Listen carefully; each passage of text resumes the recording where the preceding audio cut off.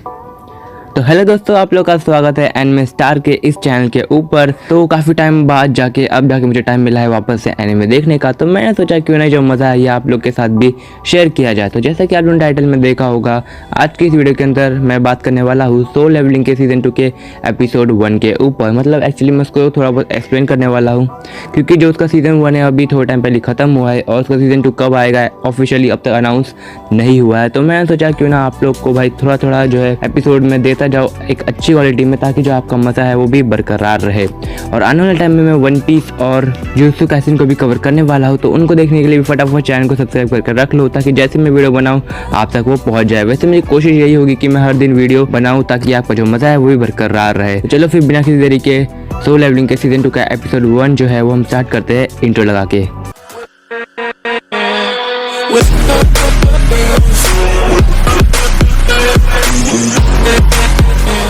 तो इसके पहले मैं सीज़न 2 का एपिसोड 1 जो है वो स्टार्ट करूँ, मैं आपको पिछले एपिसोड के बारे में भी थोड़ा बहुत बता देता हूँ, ताकि आप अच्छा खासा जो है लिंक कर सको।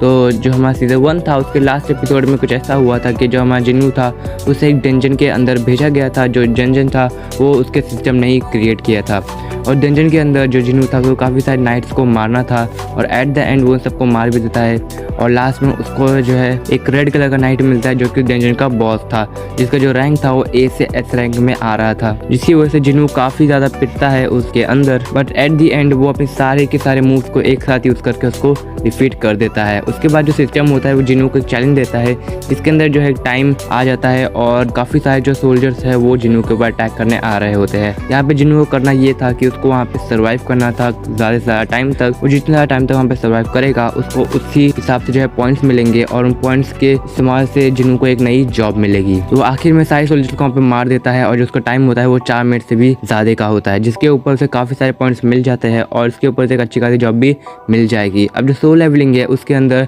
4 टाइप्स में जो है जॉब मिलती है, एक अटैकर, डिफेंसर, मैजिशियंस और हीलर। तो यहाँ पे जिन्नू ने सोचा था कि उसे एक अटैकर की जॉब मिलेगी क्योंकि वो एक अटैक टाइप था, लेकिन जो उसका सिस्टम था वो जिन्नू को एक नेक्रोमेंसर की जॉब देता है। अब यहाँ पे मैं आपको जो है नेक्रोमेंसर की जॉब के बारे में थोड़ा बहुत बता देता हूँ कि इसके अंदर कुछ ऐसा होता है कि आपके पास एक पावर आ जाती है जिससे आप अपनी खुद की आर्मी को बना सकते हो, उसे क्रिएट कर सकते हो। तो स्टार्टिंग में तो भाई जिन्नू को लगता है कि ये जॉब उसके लिए बेकार है, क्योंकि वो उसे खुद फाइट करना था और खुद फाइट करके लेवल अप करना था, और अगर उसके पास कोई आर्मी होगी तो शायद वो अच्छे से लेवल अप ना कर पाए, इसलिए वो उस जॉब को रिजेक्ट कर देता है। लेकिन फिर जो उसका सिस्टम होता है वो उसे बोलता है कि यार तुम्हें सच में इस जॉब को रिजेक्ट करना है, क्योंकि एक काफ़ी ज़्यादा हिडन जॉब है। तो यहाँ पे जो जिन्नू है वो एक और बात सोचता है कि अगर उसके पास एक खुद की आर्मी होगी तो उसके लिए काफ़ी ज़्यादा अच्छा होगा, और ऐसा कहीं भी नहीं बोला गया है कि जो नेक्रोमेंसर है वो खुद फाइट नहीं कर सकता। तो यहाँ पे एक अच्छी बात ये हो जाएगी उसके लिए कि उसके पास खुद की आर्मी भी होगी, और साथ ही साथ जो जिन्नू है वो खुद भी फाइट कर सकता है।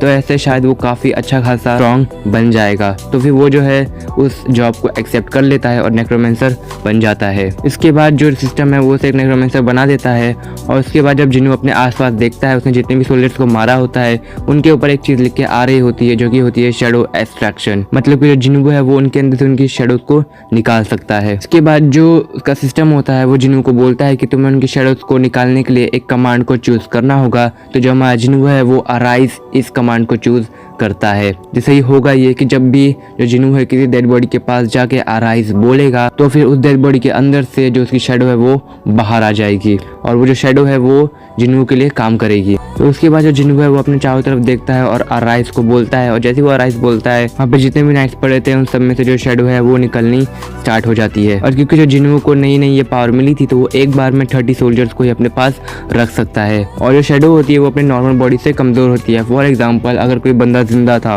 और उसका लेवल 90 था, तो जब वो शेडो बन जाएगा तो उसका जो लेवल है वो 70 पे आ जाएगा।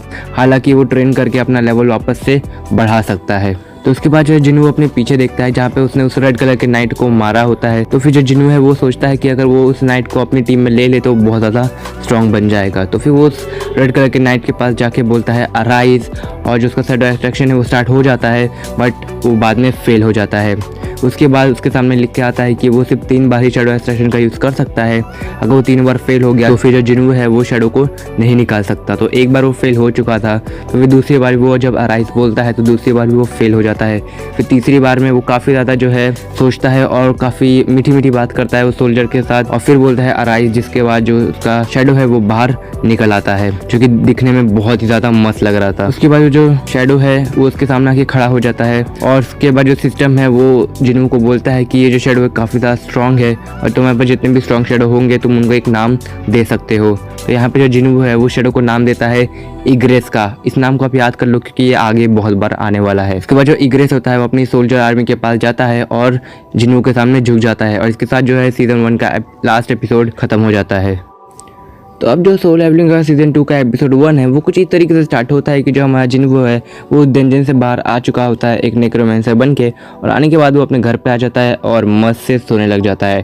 तभी उससे उसकी बहन का कॉल आता है और वो बोलती है कि तुम अब जाके घर पे आए हो, क्या तुम्हें याद भी है कि आज मेरी पेरेंट्स टीचर मीटिंग है और तुम्हें मेरे स्कूल आना है। जिन्हू ये सुन के बोलता है कि तुम मुझे टाइम बता, मुझे कब तक वहाँ पे पहुँचना है। तो उसकी बहन बोलती है तुम्हें 5 बजे तक वहाँ पे पहुँचना है। तो जिन्हू बोलता है कि ठीक है तुम चिंता मत करो, मैं वहाँ पे पहुँच जाऊँगा। उसके बाद जिन्हू है वो नहा धो के एकदम फ्रेश हो जाता है, और वहाँ से उससे बैंक में चला जाता है अपनी पासबुक को अपडेट कराने के लिए। और जब वो अपनी पासबुक को अपडेट कराता है तो वहाँ पे जो बैंक में एम्प्लॉय होती है वो उसकी पासबुक को देख के काफ़ी ज़्यादा हैरान हो जाती है, क्योंकि जो जिन्हू होता है उसके बैंक अकाउंट में 1.4 बिलियन में पैसे होते हैं। तो फिर वो जो स्टाफ होती है बैंक के अंदर वो जिन्हू को पूछती है कि आखिर आप क्या काम करते हो। तो जिन्हू बोलता है कि मैं एक हंटर हूँ। ये सुन के जो स्टाफ होती है वो अपने मन में सोचती है कि मैंने सुना था कि हंटर लोग बहुत ज़्यादा कमाते हैं, तो शायद ये काफ़ी ज़्यादा हाई रैंक का बंदा होगा, इसलिए इसके पास इतना सारा पैसा है। क्योंकि जिन्हू के पास काफ़ी ज़्यादा पैसे थे तो फिर वो जो एम्प्लॉय होती है वो जिन्हू को काफ़ी सारे स्कीम दिखाने लगती है कि हमारे पास ऐसे ऐसे स्कीम है, अगर आप इन्वेस्ट करते हो तो आपके लिए बहुत अच्छा होगा। लेकिन जिन्हू को इनके अंदर कोई भी इंटरेस्ट नहीं था, वो वहाँ से फटाफट निकल जाता है, और निकलने के बाद अपने लिए काफ़ी अच्छे कपड़े खरीदता है क्योंकि उसे अपनी बहन के स्कूल में जाना था। और वो काफ़ी अच्छे अच्छे कपड़े पहन के जो है अपनी बहन के स्कूल में आ जाता है, और उसकी जो बहन होती है वो उससे भी देख के काफ़ी ज़्यादा शौक होती है और पूछती है कि क्या सच में तुम मेरे भाई हो। ये सुन के जो जिन्हू होता है वो उसे बोलता है ये कैसा सवाल है। उसके बाद जो दोनों हैं वो उसके स्कूल के अंदर चले जाते हैं, और उस स्कूल के अंदर जितनी भी लड़कियां होती है वो जिन्हू को देख के काफ़ी ज़्यादा हैरान होती है। जो सारी लड़कियां होती है वो जिन्हू के बारे में बात करना स्टार्ट कर देती है। फिर जो जिन्हू की बहन होती है वो उसके मदद लेना स्टार्ट करती है और उसको बोलती है कि अगर तुम चाहो तो मैं तुम्हें स्कूल की सबसे क्यूट गर्ल से मिला सकती हो।